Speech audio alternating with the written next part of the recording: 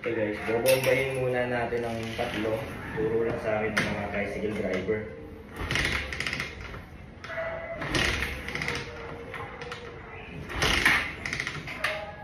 Tapos, try natin.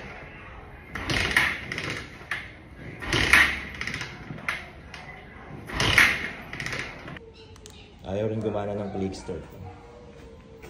So yan, kapag ayaw mag-start, choke lang. Yan o. Choke natin. Tapos,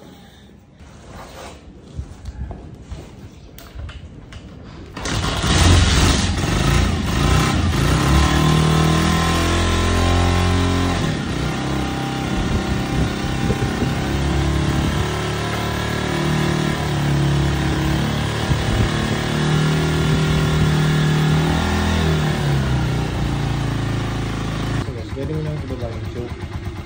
Tapos ang mga bagong model ng Honda TMX, kapareho na rin ang ibang motor. Automatic na yung, hindi mo na nag-o-off yung ilaw.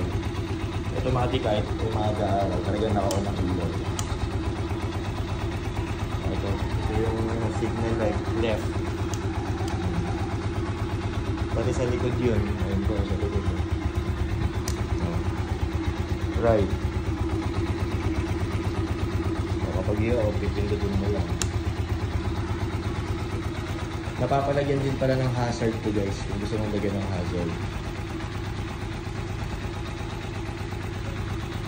So yun guys, yun yung ating sound check ng ating Honda TMX. Alam nyo, tunog tora-tora, old school na old school. Pwede ko rin palitan yung tambucho kung ayaw nyo yung ganyang tunog. Pero okay ako sa ganyang tunog. Tunog tora-tora daw, sabi ng iba. Tapos kung meron din kayong panlinis, nakita nyo yung stock rim, kalawangin siya.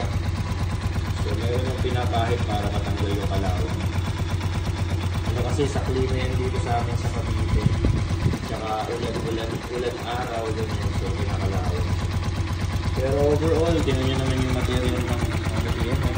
Sulit na naman siya. Parang maganda naman. All process, yan. You get the value, diba? The worth of your money. Hindi siya ganun kamahal. Meron talaga namang proven at maaasahan yung performance. Pero syempre kasama pa rin yung pag-aalaga sa maintenance, change oil ng motor. Dinadala ko talaga ito sa kasa, pinapa-change oil ko ito, saka pinapa-DMS para ma-check nila yung battery, yung mga parts niya, spark plug, etc. Kasi hindi ako masyadong marunong. So alaga yan. So, ang maintenance lang naman ng motor, nasa 500 lang naman yun, kasama ng change oil.